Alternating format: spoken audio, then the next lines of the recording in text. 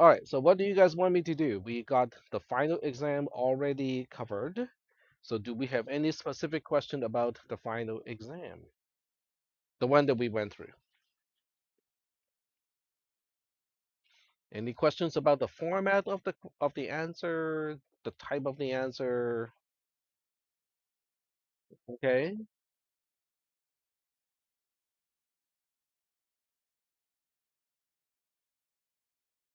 hmm Yes. But you can also come up with your own shorthand, which is okay. If you do plan to come up with your own shorthand, because it is easier for you to write, or you just find it easier or more intuitive, I would recommend you to write your own shorthand in a document like a Google Doc, and then print it out. So when you turn in your final exam, include that sheet of paper. So I have a key to read your notation. So that's okay with me. Sorry? Unless you have a key, yes. So give me a key to your own notation, and then I can use your key to read your documentation. So I think there's an advantage to that because if you just say that, so let's just say that you define this, okay? OFS of x is the offset of x from the base of the frame. That means, from here on, I know this notation means, the offset to that particular item on the stack from the base of the frame. So you don't, so that's clear to me. Yeah. So you don't have to use the other notation that we have also talked about in class. Okay. So that's, I think that's advantageous, okay? Because this way you can tell me what it is, or you can say, so you can differentiate between a frame FOS or offset versus a SFOS, which is a structure offset. So this is a member. So now this becomes the offset of member X from the beginning or from the base of a certain structure. So you can so that makes it easier for you to specify things without, having to spell out everything. It saves time, basically. So that's up to you, okay? If you want to use your own notation, so because it's more compact, just kind of prepare a sheet of paper ahead of time, so you don't have to write your entire key in the exam using the exam time. You just bring that sheet of paper, put it into, make sure you paper clip that one along with everything else. I have that key, and I'm good to go. Okay. Anything else? Anything else you want to ask me about in the final exam?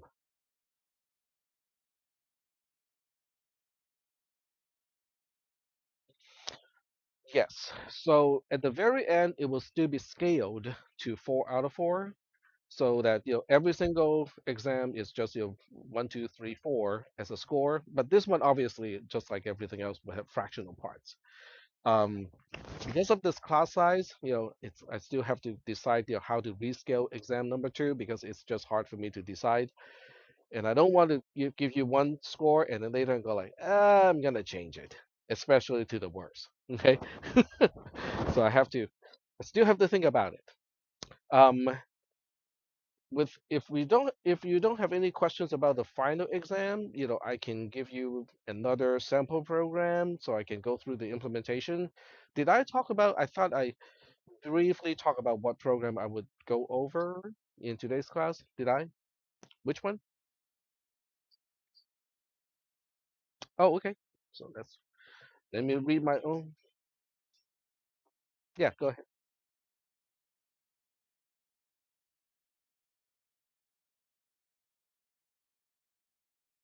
You. Yeah, I can do that. Yeah, that's too old though. So I can give you the one right before, which is 2024 fall. I think that would be a better one to use.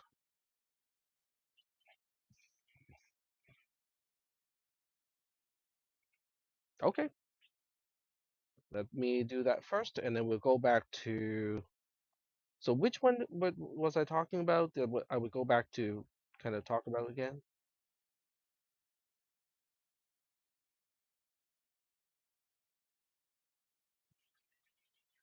No, that's too far back.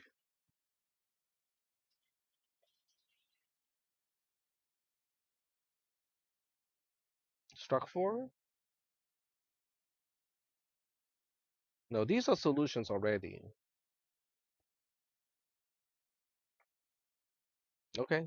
Well, I'll open a new tab and then we'll get back to it. So before that, I'm gonna give you another exam along with the key. Okay. So this is a final exam from 2024 fall. So that's 2 semesters ago. Uh, hmm, see attached. But I'm gonna have to make a zip file because it won't let me attach multiple files. So I'm gonna have to use a zip file. Give me a second. Okay, there we go. Ah, it's on this side. That's okay. I got it. So give me a second.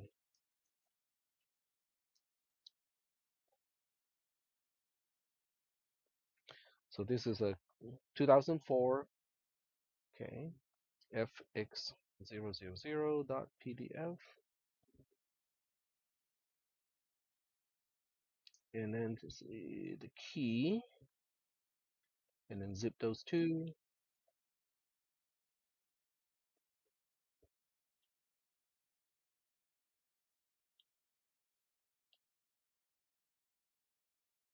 All right. Okay, I got it. So just go to attach 1249. All right.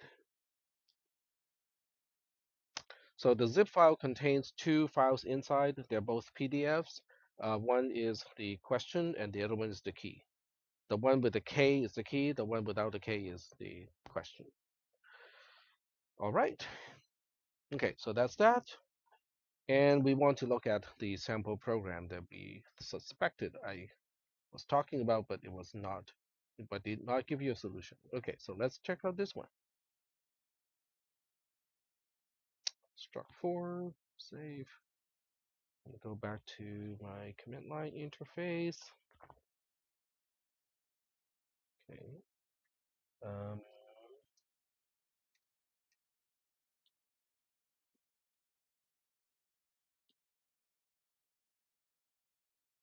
so it was this one.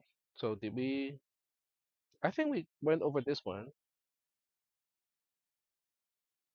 Oh, traverse. Okay. That one maybe in one of the assignments, I think, or in one of the quizzes. Okay. Did I send it by announcement? Oh, I lock it. I let you guys. Okay, I see what you mean. Okay, thank you. So it wasn't. Okay. So that would be under here. I think it's struct.zip. Yep. Okay, got it. So let's work on this one. Okay. So download that.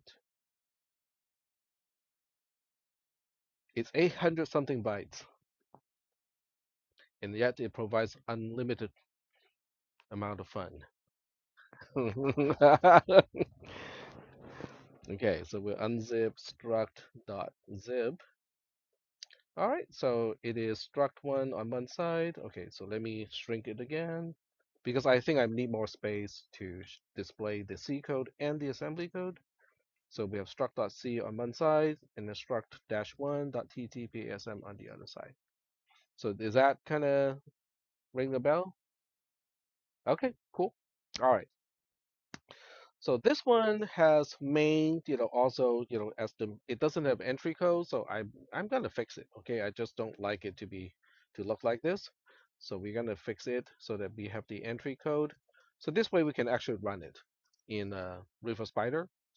So we initialize the stack pointer, LDIA with .6 plus, decrement D, STDA, JMPI to main, and then the halt instruction here.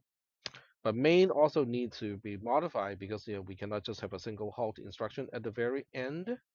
So instead, we are going to do the usual. So let me go back to the C side, take a look at that main. All right, so main has a bunch of stuff. Okay, so I'm changing main also to be more conformant, to conform to the usual function call. So in this case, main has one, two. It has two local variables. So we're gonna say main. Oh, okay, colon main underscore sorted, which is an array, but the offset is 0 because it's the first local variable. And 50 bytes is a lot when you only have like 256 bytes to begin with. So I'm going to change the size of sorted here. So I would change it to 5 bytes, okay, because 5 is all you really need. Um, so now we go to main underscore p sorted, and that's going to be main underscore sorted. I said 5. Let's give it 10. Okay, so 10 bytes.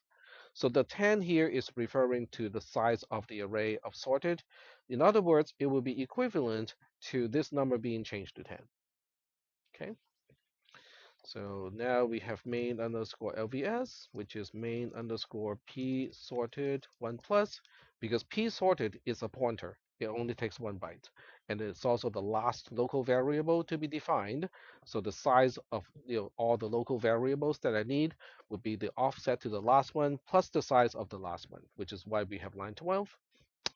And now when we get to main, the first thing we need to do is to allocate. So we'll have a LDI main underscore LVS, subtract that much from the stack pointer. So that takes care of this stuff here. Um, I'm just going to rewrite the whole thing. Okay. All right. So this is undoing that, and then return to the caller, which is LDBD increment D JMPB. Okay. So that goes back to the caller, and now we have the stuff in between. So the stuff in between, the first thing we need to do is simply to initialize p sorted to be pointing to the very beginning of the array sorted. So now we just need to calculate what is the address of sorted. So we do LDIA with main underscore sorted, add AD. That would be the right-hand side, okay? So even though there's no address of here, when you specify the name of an array, it becomes really just the address of the first byte of the entire array. So that's the convention of C++, okay? And then on the left-hand side, we have p sorted. So we will do LDIB with main p sorted, add BD, and then we have a SDBA. That should conclude line 34 in the C code. All right, so we're going to test it up to this point, make sure that that part is done correctly. And as usual, we're going to take a look at the stack. Okay, so we go to, where's my drive? Mm, Yep, yep, thank you. And then we just create a new spreadsheet.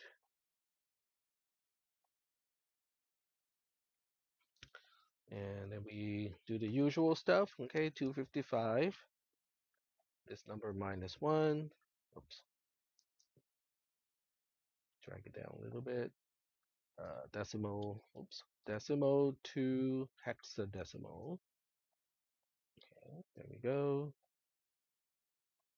All right, so I can remember the code enough to know that this is my return address. And because I know that we initialized the stack pointer using subtract DD, so that means this should be a 08 to the halt instruction. And then we have, okay, let me be more specific about return address. This is from main to the entry code. All right, so now we have the two local variables of main. The last one, which has the highest location, is p sorted. So this is p sorted, which should be initialized to the array, okay? And then the next 10 locations would be sorted. So that means I need to go a little bit further down. So I need to go to 244. There we go. So these 10 locations will be sorted. Let me just do a count here. 1, 2, 3, 4, 5, 6, 7, 8, 9, 10. So that is correct. So this is all sorted. Okay. This would be sorted bracket 0 or element 0 of sorted, element 1, element 2, and so on. The bottom line is sorted is at the address of F4, and because P sorted is supposed to get the address of sorted, so that means when I get to the halt instruction, this should be at F4. We good so far? And the stack pointer should point to the very last thing that we just allocated, which is the local variable sorted, which is the base of the entire frame for me. So this is what I should be seeing when I run Reefer Spider. So let me save this first, make sure, and then we switch to, oh, okay, I can cancel out of Joplin, go to Documents, CISP 310, and Reefer Spider. There we go. So now we submit, I think it's struct1.ttbasm. There we go. I just taught CISP 300 before this class, and out of the whole class, maybe two people have some kind of a note-taking mechanism, and the rest of the class, which would be about 10 to 15 people, are just on their phone. One person was taking notes on the phone. I know that because that's one of the phones that has a stylus, and he was just taking notes because he forgot to bring his notebook. That's okay. And then I just, I told the rest of the class, this is not a judgment. It is just curiosity. What are you doing on your phone, and what are you doing to take notes? And some people said, oh, I'm just paying attention in class because I know I can watch the video again to take notes. I go like, okay, that's not bad, okay, but you still cannot remember your own question during the lecture. Okay, so there's still something that you need to write notes about, even though the lecture itself is recorded, because otherwise you have a question, you go like, okay, this is something that I don't quite understand. Tag talked about it. I think I can figure this out on my own, but if you don't write it down, you're not going to remember that, right? So anyway, the code is good. So we do have the whole thing being run. And let me get rid of the tabs that I don't need. And this is the actual run. And we do end up with the value of F4 at location FE. The stack pointer, last time we changed the stack pointer, is up here. The stack pointer points to location F4, and we get to the halt instruction on line 22. So everything is good as expected. Okay, so now we switch back to this and do some more coding. Okay, so now we move on to the next line, which is the call to traverse. So we have to pass the address of p sorted, and then we pass the address of n1, which is a global variable, and then we call traverse. Okay, so we do that. So LDI be with p sorted or main underscore add bd, and then we push that on the stack, decrement d stda, and then we push n1 on the stack, which is just LDI b with n1, oops, LDI, and then we do a decrement d stdb. So that would push the address of n1 on the stack, and then we push the return address, which is LDIB with .6 plus decrement D stda db. So that would push the return address on the stack, and then we do a JMPI to the name of the function, which is traverse. When we come back, we have two parameters, or two arguments, excuse me, two arguments to pop.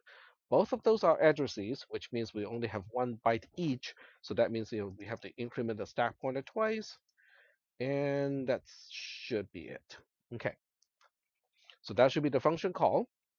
And now we go to the entry point of traverse, which can be any place. I'm just going to put it here. So or do I have an entry point already somewhere in the code? Yep, I do. Okay, let's get rid of these two. Eh, mm,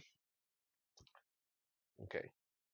I'm trying to decide where to put traverse. I'm going to put it all the way to the end because I don't want to shift N1, N2, N3, N4, N5 around because that would just be moving those things unnecessarily. I'll put traverse all the way down here.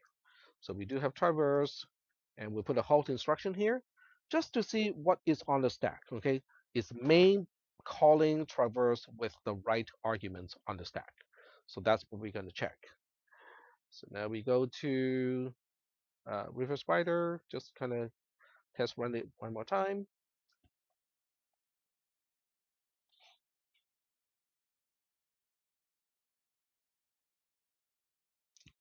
And then we go back here. Oh, I forgot to take out that halt instruction. Okay, my bad. So go back here because now I have two halt instructions. There's one here. Wait, why is main not calling traverse? Because I forgot to save it. Yep, done. Okay, one more time. All right.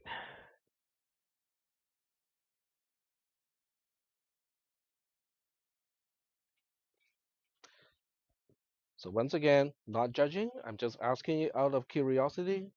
Do you take notes in your other classes? Nope. Okay, I see some nods and some turning heads. So I'm gonna tell you, when I was a student in college, I have to take notes in every single class.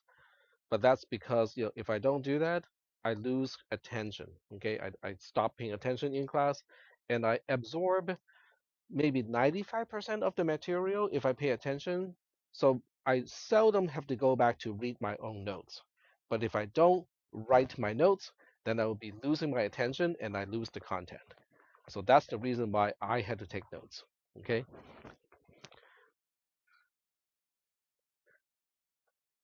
All right. So now we go back to the trace and we go like, okay, let's go take a look at what should be on the stack first. Okay. And I think it's this slide. I just need to rename this to 2025 1210. All right. So we just pushed three items on the stack. So now we are using the next three locations. Okay. Like so. One more. There we go. And three more locations. Like so. All right. So the first thing that we push is p sorted or the address of p sorted. So that would be fe. Okay. This is fe over here, and then the description here is going to be the second parameter of the function, which I cannot remember the name of anymore. So that would be array. Okay, there we go. So this is array of traverse. And then the next one is going to be the first parameter, which is just PTR. So this is PTR of traverse. And this is going to be a low address because it is the address of node N1. So in order to know where it is, the only way to find out is to go to the assembler and then look for the label N1. So N1 is right here. So it should be a 2A that is being pushed. Okay, cool. So we go back to the trace and then we go like this. What was it again? 2-1? 2A. Okay, thank you. So this is supposed to be 2A, and now this is the returned address from traverse to main. And whatever that is, okay, that part actually is not too important, but if you really want to find out, you can go to the assembler, go to the uh, go to right here, okay. So the return address should be a 24. Okay, that's, oh, excuse me, 22, because it's right after the JMPI instruction. So it should be a 22 in hexadecimal.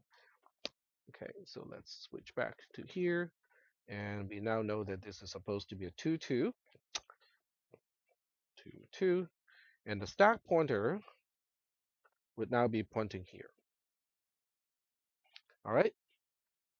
So now we double check, okay, make sure everything is happening the way it's supposed to. So then we go back to the assembler right next door, go to the analysis tab. All right, so the additional stuff that we push on the stack are, let's see, we push the F4 and then we push the 2A. So the 2A is correct. I'm not sure about the F4. and then the 2 2 is also correct. So let me check the stack again to see what it's supposed to be. This is supposed to be array, but it is we are supposed to push p sorted, the address of p sorted, which is fe. So the problem is in my assembly code because I just noticed a discrepancy. So the problem is in the assembly code. I pushed the wrong thing because when I pushed the first parameter, it is pushing p sorted. Hmm. Which should be FE. The address of P sorted is FE, but in the trace is pushing F4 on the stack. Oh, okay. You're correct. That's my bad. Okay, thank you. All right, cool. So but I'm not gonna just assume this is gonna fix everything. I'm gonna rerun the whole thing. No offense, not that I don't trust you, but but it's always good to double check everything. So that gives me an inspiration of what I can put into the final exam using the wrong register to push. Okay.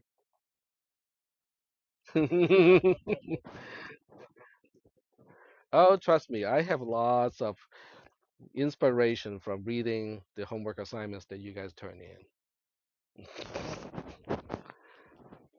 All right, so this is FE. Location FE is getting Location F3 is getting the value of FE, and I think that is what we expect. Yep. Okay, so everything is good. We are now at the entry point of traverse. Knowing that main is passing the correct parameters is great, okay? Because now we have a good starting point to debug or to write the traverse and debug it. All right, so we switch back to this window here, and then we can now start to write traverse because we know everything is correct up to that point. So this is traverse. It has no local variables. It just has two uh, parameters. So, so we just say traverse underscore LVS is a 0. We don't have any local variables. And then traverse underscore PTR is traverse underscore LVS 1 plus. And then traverse underscore array is traverse underscore PTR 1 plus. And that should define all the offsets. Since it has no local variables, I won't bother to allocate and deallocate. But if you do allocate and deallocate using LVS, nothing is going to happen because LVS is defined to be 0. So you're just not changing the stack pointer in either direction. You'll be fine. But, I don't need to do it. So increment D, JMP B, JMP B like that. So that would do the return. All right, so now what we need to do is to implement the code over here. So the first thing we need to do is to say, do we know that we can stop the recursion when PTR is null? Okay, because if I don't know that we can stop in time when PTR is null, that means I can't really test the algorithm. Okay, so that's the first thing we need to test. So that's the code that I'm going to write. So we just do a LDI, whatever register A is fine, okay? So we'll say traverse underscore PTR add AD, oops.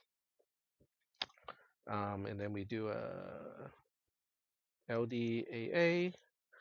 Because we get to the address, then we get to the value, JZI to traverse and if 0. Otherwise, we get to a halt instruction, which is indicating this is the then branch of traverse. And then we define traverse underscore and if over here, which marks the end of the conditional statement. And that's all we need. Okay. And we can even put another halt instruction here. Okay. So this halt instruction has a slightly different comment, which is end of the conditional statement in traverse. Okay. Well, that's kind of redundant. I think that is sufficient. All right. So at this point, I believe, okay, that I have the code to make the decision whether to go into the then branch or not. So I just give it a halt instruction, two halt instructions, and the program as is passing a non-null value to PTR. So that means I should go into the then branch. So that means the halt instruction should also have the comment of then branch of traverse. So make sure I save the code first. Okay, it is saved. And we'll run it. Okay. So if you have tried this already, okay, because I gave you guys access to this particular program earlier.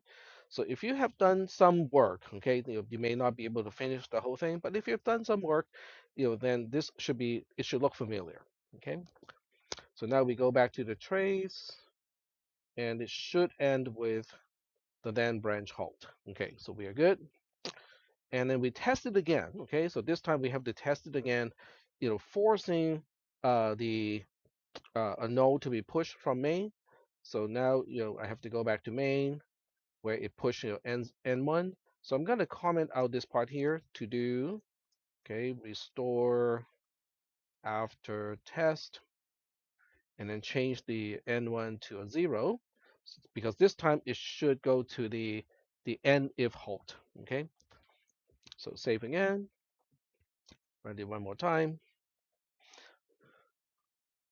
So I know we don't have any more programming assignments for this class, but the way I'm writing this kind of program, the method, is actually also applicable to basically all programming homework assignments. Okay, you just do it step by step and design your test code to test everything. Okay, so because that's important. Okay, so we get to, oh, why is it still into the then branch? Did I forget to save? Did I? No, I saved it. Okay, save it one more time and then test run it. Oh, did I test run it? Maybe I forgot to test run it. I just saved it. All right, so let's take a look again. Uh-oh, that is not good. Oh, okay, I know why. Because we did not have an and AA. Okay, so I just inspired myself of a potential kind of bug in the final exam because I did not do a and AA, and without an and AA, whatever register A has here, even though it is a 0, it doesn't affect the flags. Okay, LD itself does not change the flags. I need an and AA to do that. Okay, very good. So this is great. I really like it when I make bugs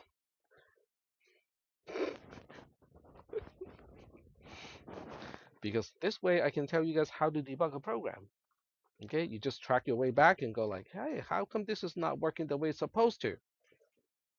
There we go. Okay, so saved and rerun, and this time it should get to the other branch. Yep,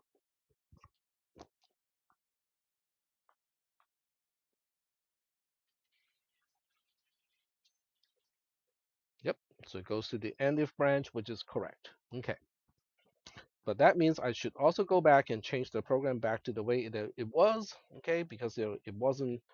Oops, not this one. Yeah. So return it back to N1. Okay, and test it again, but this time it should go to the then branch again. So I just want to double check, make sure that that is still what it's going to do.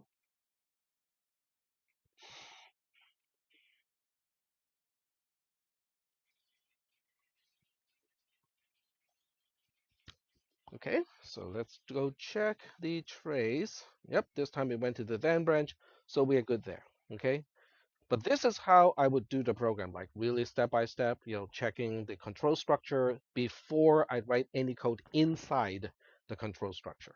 Okay, okay, so now that we know the control structure is correct, okay, it is sound, then we can now continue to write code inside the control structure. So, so now we can take out the two halt instructions. Okay, there we go. All right.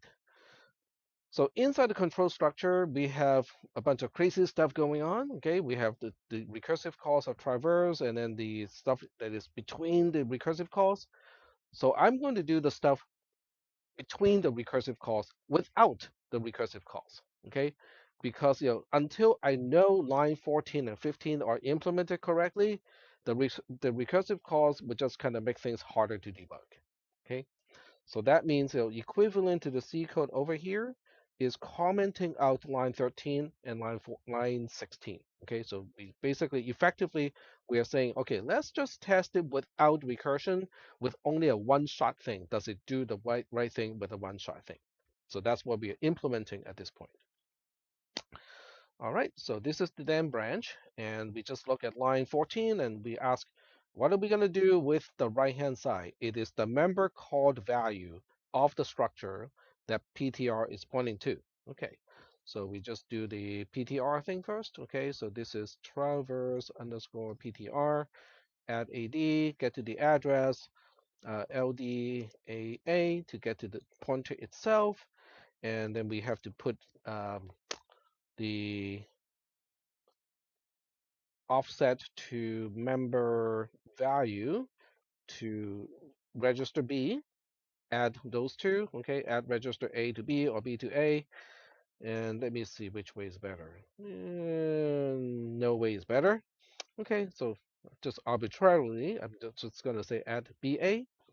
So after the add BA, add AB, sorry. So after the add AB on line 85, register A will now contain the address of member value of the structure that the pointer is pointing to, which means I need a LD in order to get to the value of that particular member. Okay, I think I have written enough lines of code. Put a halt here. And before I go back to test the code, I'm going to have to write down what we're supposed to see here. So we are looking at the value, which is the first member of N1, which is supposed to be 5. So now I say, okay, this is what I'm expecting to see in register A.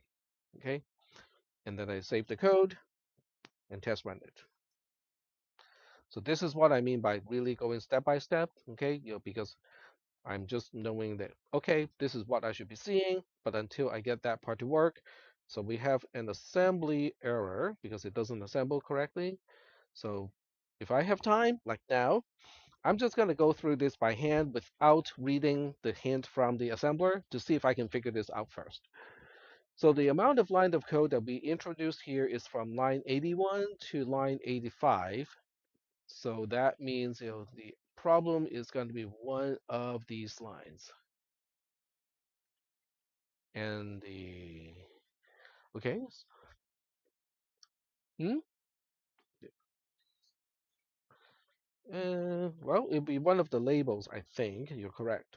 So we have to check traverse PTR, TRAVERSE underscore PTR. That's spelled correctly. So now we look at the value member of node. Is that how we define it? Ah, we have not defined the node yet. Okay, so we need to define that. Okay, so we need to define the entire node thing. So we have node. Okay, let me go back to the C code. In other words, the struct definition is not defined in assembly code. So struct node value is 0. It's the first member of a structure. Node underscore L is node underscore value 1 plus, and then node underscore R is node underscore L 1 plus, and then node underscore size is node underscore R 1 plus. Oops, 1 plus. There we go. Okay, I forgot to define all of these labels. Okay, there we go. And then I go back to the assembly code and see what it is complaining about. Because I have a suspicion doesn't mean it is correct. Yep, that's what it's complaining about. That's good. Everything is explained. Okay, and we have to save it with lowercase w. Now we try again.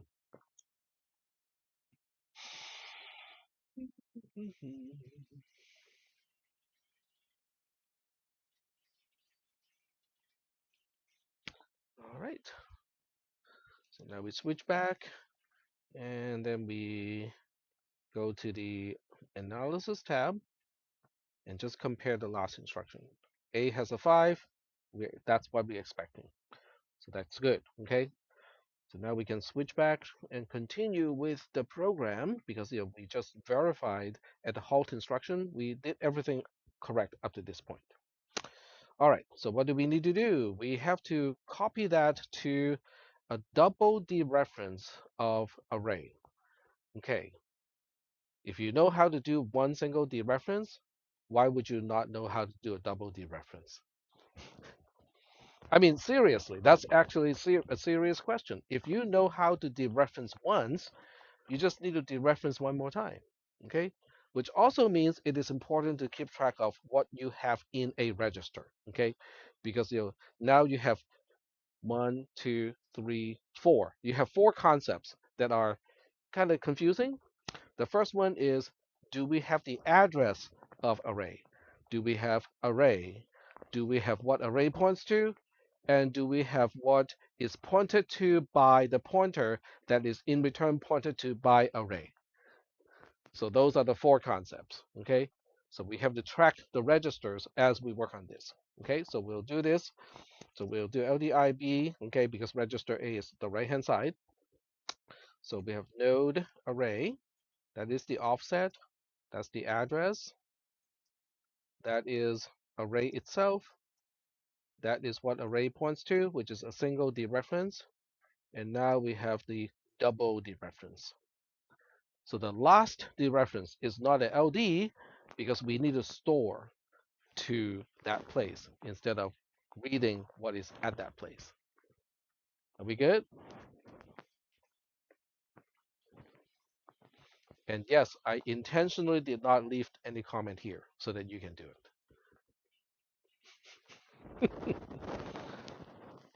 Okay, let me read it one more time. Okay, starting with line 93. Offset, address of array, array itself, one dereference of array, double dereference of array. Are we good? Okay. All right. Now, if you are not convinced, okay, that that is the case, okay, there are a few ways to verify that, okay, and the best way is really to use the trace. You basically track down register B from line 93 to line 97, okay. You keep tracking it down, and also for line 97, you basically ask, did we just overwrite, the correct thing, because that's what we're supposed to be overwriting. Okay. Um, okay. So do you want me to kind of go through that process? Because register A has the right hand side of the assignment. Yep. Okay. Oh, you mean the actual C code? Okay. That's all in the C code. Yep. Okay. All right. So from this perspective, what should we expect to see? So at this halt instruction, what are we expecting to see? We are expecting to see that sorted bracket 0 is getting the value of 5. That's what we should be seeing. Why? Because we are passing the address of p sorted, which itself is a pointer, to traverse as array.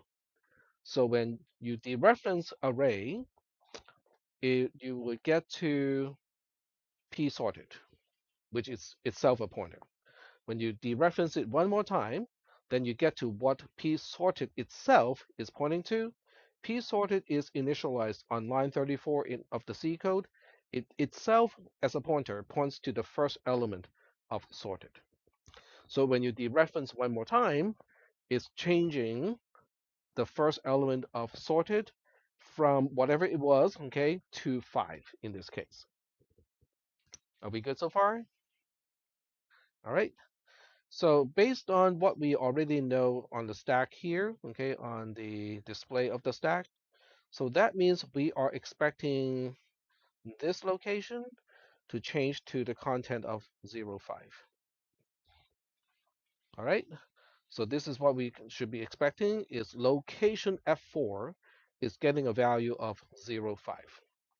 So we will go back here and say, okay, this is actually location. This is we're dereferencing location F4. It should get a value of 0, 5. Okay. So now we save the code and then we test run it. So a good portion of how quickly and effectively you can write this kind of code or debug this kind of code depends on how familiar you are with the C code.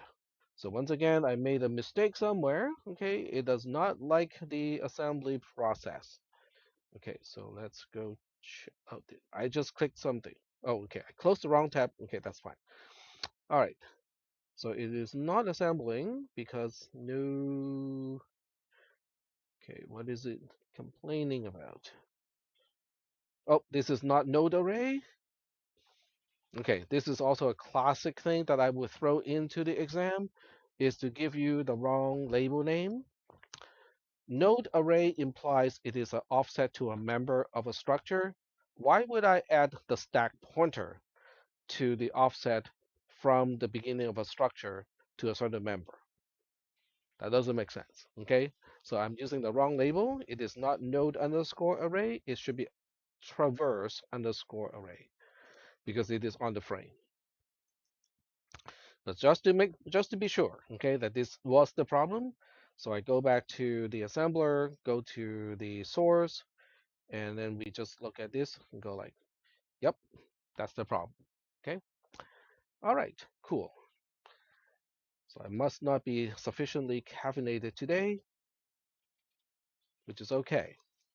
Making mistakes and being able to explain how to find and fix the mistakes is kind of what we do in the final exam. So this is perfect. It works out perfectly. Cool. This time it compiles. All right, so now we can switch back to the trace tab, and then we should see location F4 being changed to 0, 5.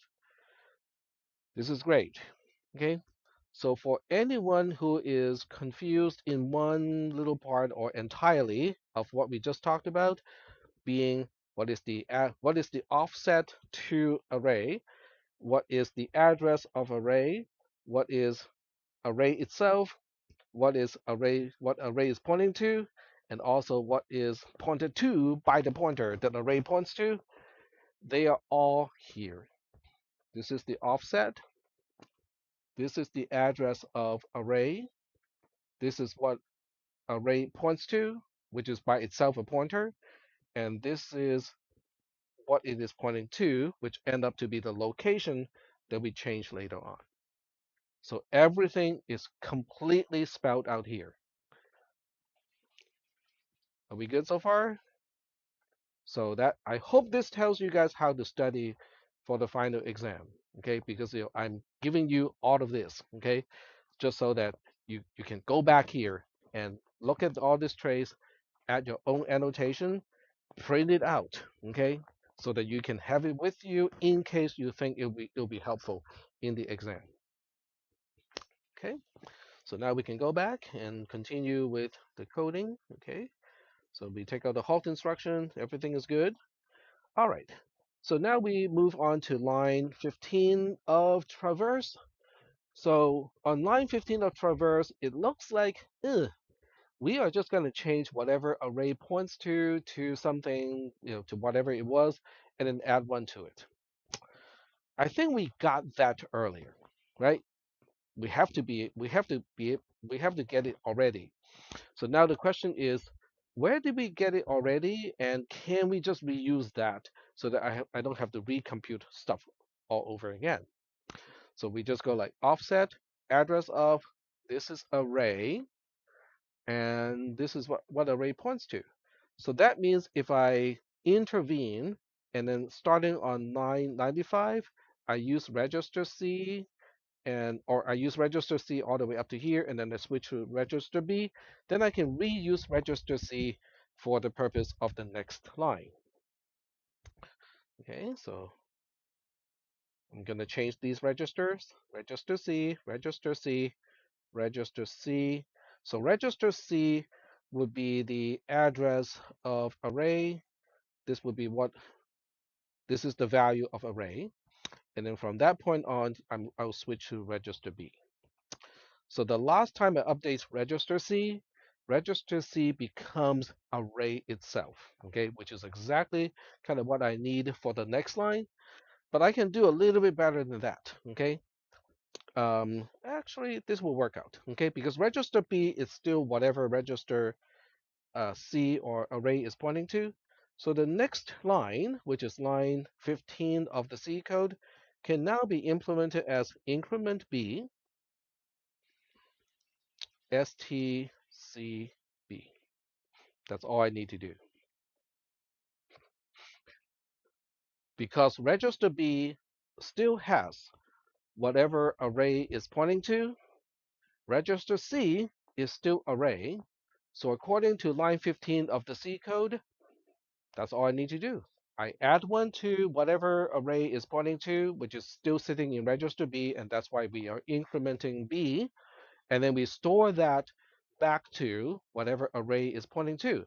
Register C is array. So when we dereference register C on line 100 in the assembly code, we are referencing dereference array. We are doing the asterisk array. So let's check whether that is doing whatever it's supposed to be doing or not. Okay. So according to what we understand the C code is doing, um, what we have on the stack here is p sorted itself should also be updated now by incrementing. So we are expecting this to become F5. That's what we're expecting because of the second line that we implemented. So now we run the code again. Okay, make sure that we save it and save, and then we run it one more time, and then we'll see whether that is actually what it does or not.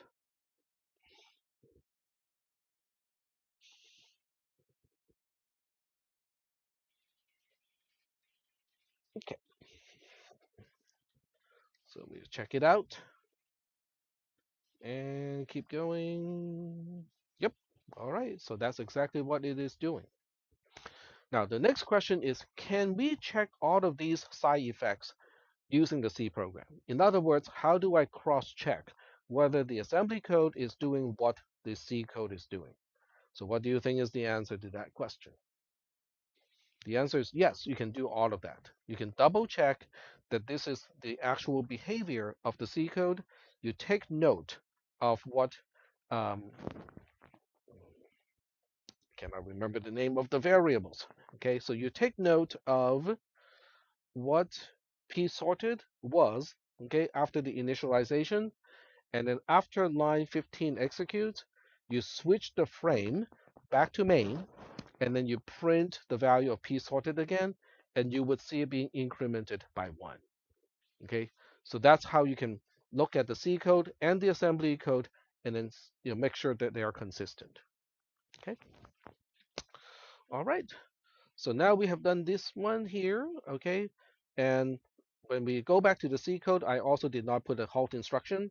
So that means we should go all the way to the end up with a halt instruction. Stack pointer is back to 0, 0.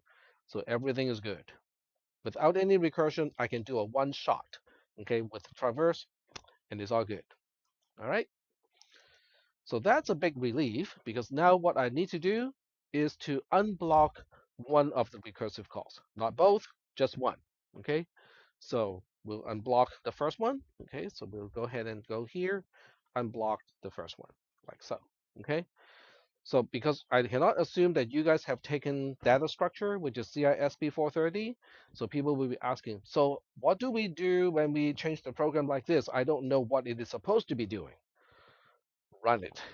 Okay, run it in C or inside GDB, find out what it is doing to p sorted as a local variable of main, and also find out what it's going to do to sort it, because the side effect should be the same in the assembly code.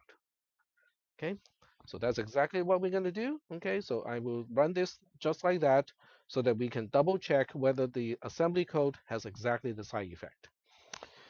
All right, so push D to the temp folder. Uh, and I think I changed the code already to comment out the second one. Okay, that's good. GCC-G-O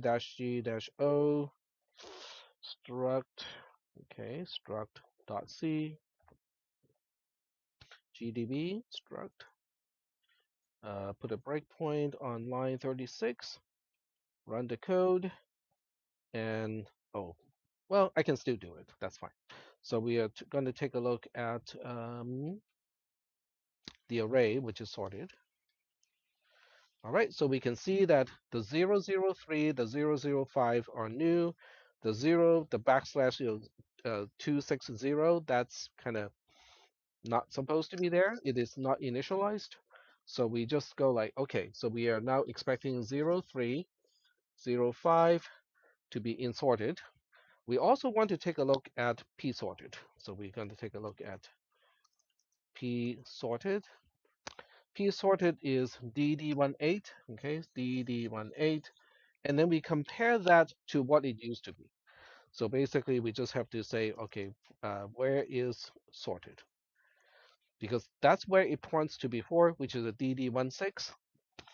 So DD16 turn into DD18, and then we put two items into um, into the array called sorted. The first item should get a value of 03. The second item should get a value of 05. So that's what we see the C code is doing. And now we switch back to the assembly code and make sure that it is going to do the same thing.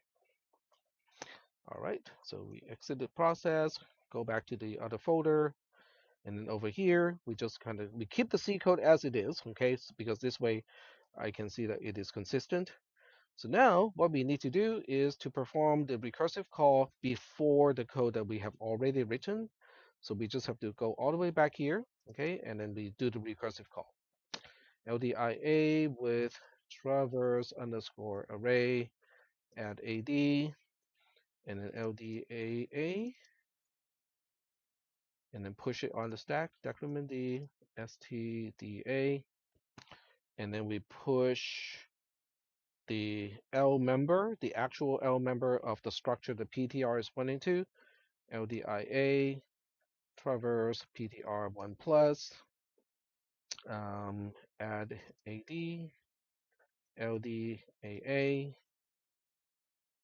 that would be the address of the structure, LDIB, node underscore L, add, either way is fine, add AB, decrement, oh wait, we need one more, LDAA,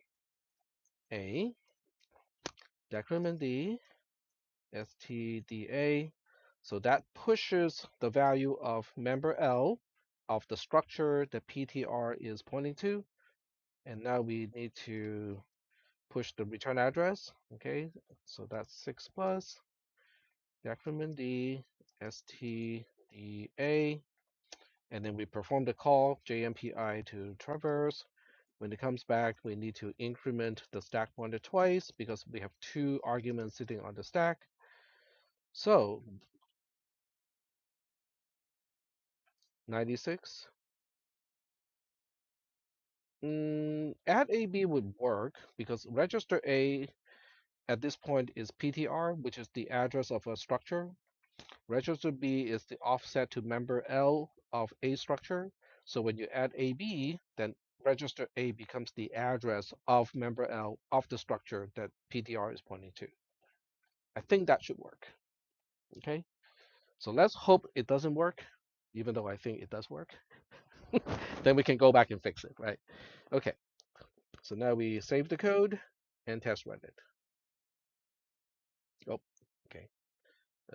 Dot slash submit. There we go. This is struct dot ttp asm. Oh, struct dash one. There we go.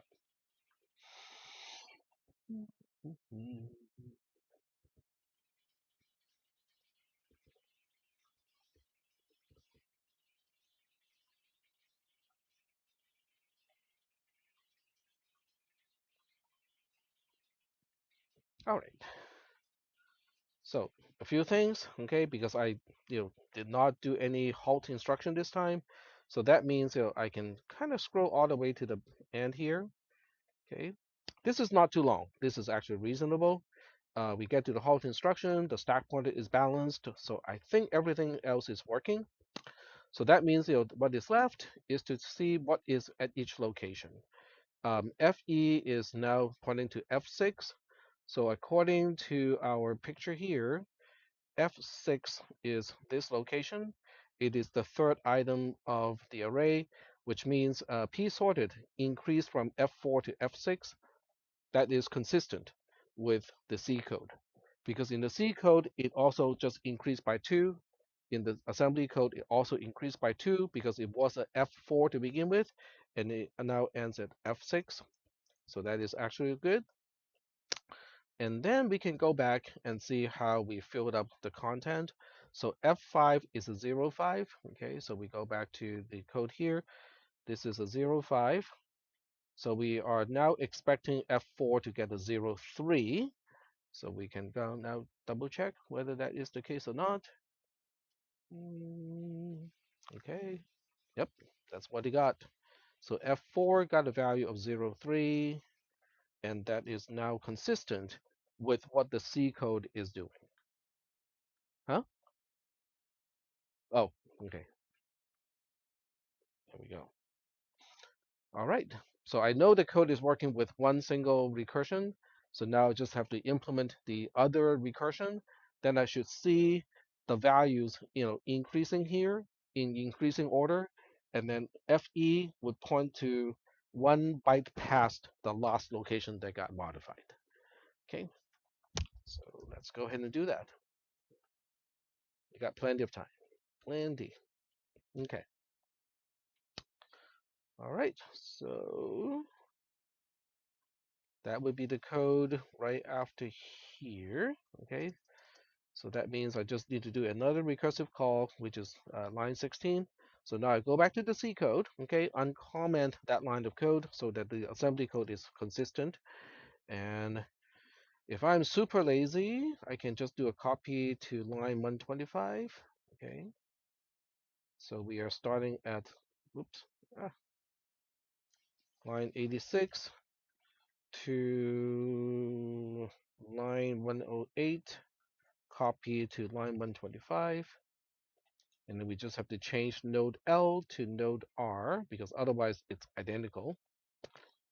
Okay, save the code, run it again in assembly code. So in the C code, we would, if you test run the C code, we would see the values to be increased in it would be sorted order. So that means that in the C code, if you run it in the debugger, we would see 03, 04, 05, and then 09, and then the 1A, 0A over here. So those would be the 5 locations that get filled up. And then this 1.6 will increase 5 times. So it would become a B. Okay, so this would become a 2B because it's increasing 5 times. All right. So in the assembly code, okay, so before we actually check the result of the code, we are going to have to predict it. Okay, so we should be seeing 03, 04, oops, 04, 05, 09, and then 0A over here. And then P sorted would be F4 plus 5, okay, which is a F9, okay. So this should become F9, which does map, to the location after the last write, in terms of the sorted array. So this is what we should be seeing, okay. And now we switch back to the assembler or the assembler Google Sheet, but still, in the analysis tab. All right, so this is the first write operation. F4 equals to F03, and then it does all the recursion thing. Oh, yep. So F5 got F04, and then F6 should get 05. right there. F7 should get 0.9.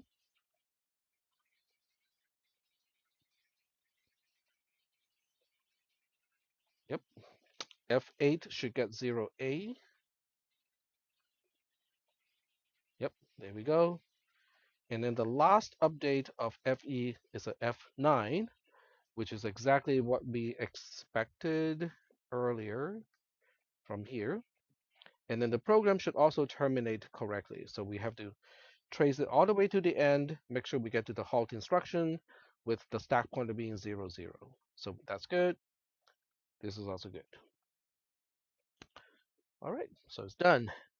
Do we have any questions? Let me switch back to the C code and the assembly code so that you guys have a context to ask questions. This one is not really difficult compared to some of the other ones. The only thing that's difficult about this one is how do you debug it? Okay, and the key to debug this thing is to take out the recursive call first, make it a one-shot thing, make sure the one-shot thing, which is only line 14 and 15, are working properly, and then you add only one recursion point. Whether it's the first one or the second one, doesn't matter. Okay, make it only do recursion on either end, and then if that one is working, then you add the other end. All right. Any questions? Or we can go back and try to guess what you do at work. You forgot that already. Yep. But do we have any questions? How do you prepare for the exam? Every time there's a convention of some kind, okay, you write it down. Okay. How do we push arguments on the stack? Okay, that's a convention thing. When do we push the return address? Before call. That's a convention thing. Who gets to pop and reclaim the byte that is used by the return address? That's a convention thing, right? If the function has something to return, a scalar value, we don't talk about returning a whole structure in this class. So every single return value goes to register A. Okay, that's a convention thing. Um, we talked about a structure, right? So how do we access a structure? It is using the offset to each member from the beginning of a structure, which means to get to a member, you have to get to the structure first. Okay.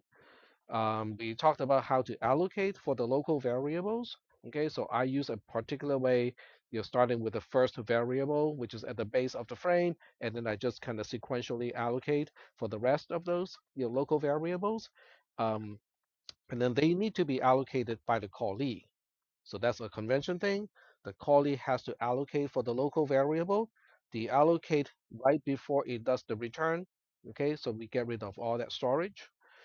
Um, Then we talk about dereferencing. Okay, if you have a pointer, you have to dereference it. Um, that's about it. I mean, I can only name a few, of those convention, but that's exactly why I wrote the reading material because I know that I will be forgetting something. Then you can read ahead. You can go ahead and read the reading material. You can also upload the reading material to Gemini, okay, so that you can ask Gemini to better explain some of the concepts if you want. Um, Other things we can do to study is to look at all the sample programs that we have worked on. Okay, upload the C code, upload the assembly code along with the convention, the caller callee agreement, and all the other documents to Gemini. And then you can interrogate Gemini and go like, okay, can you explain to me what this line of the assembly code is doing? And it would be able to answer that question, which is kind of shockingly good. Any other questions about this class or the final exam?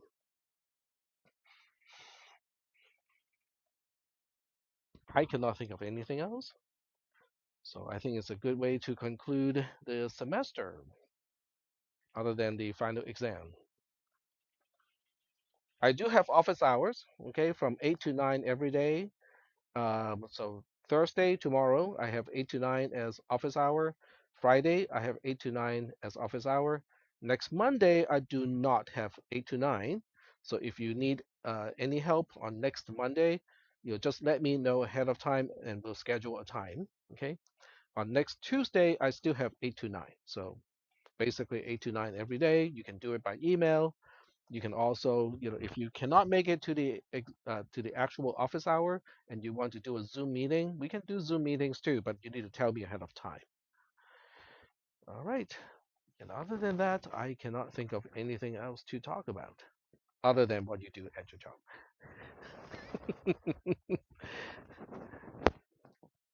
No questions? All right. Huh? Nope, nope. This is our very last lecture. So, yep, yep. Because starting on Friday is already the finals week, so all the classrooms will be used for final exams. So we don't have another meeting on next Monday. We do have another hour and a half or so. Okay, if you have questions and you want to stay here and ask the questions, I can stay here until like 1:20 to answer those questions because that's the actual schedule time for this class for the lab.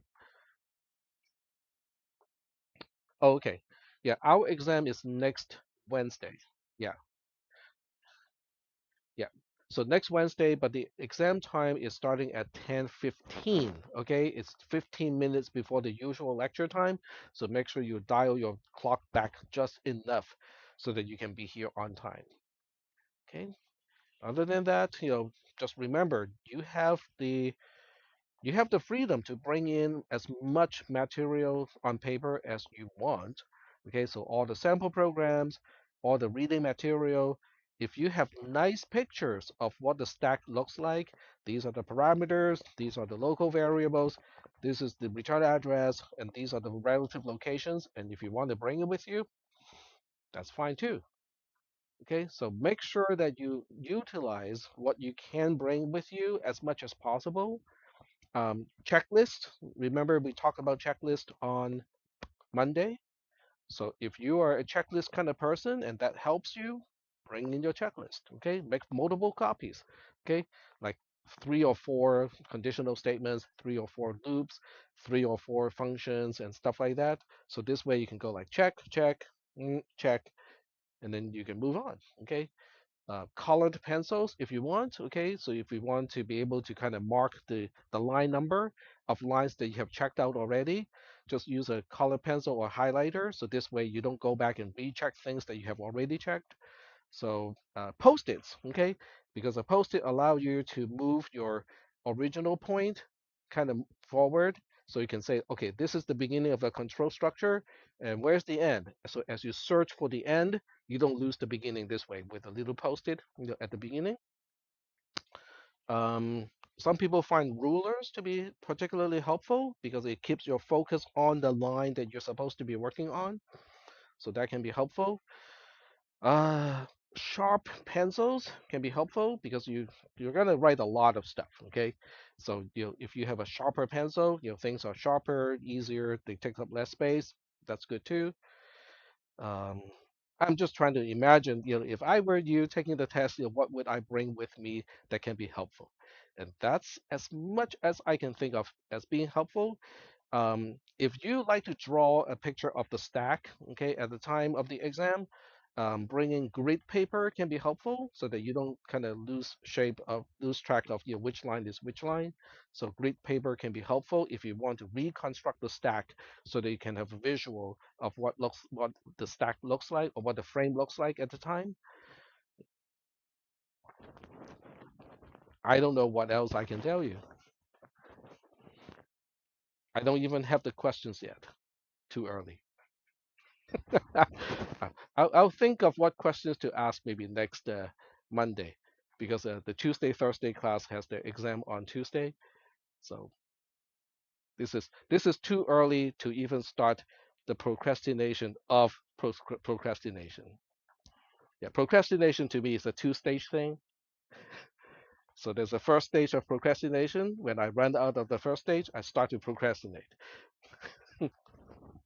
So at this point, I'm still procrastinating to procrastinate to procrastinate. Hmm?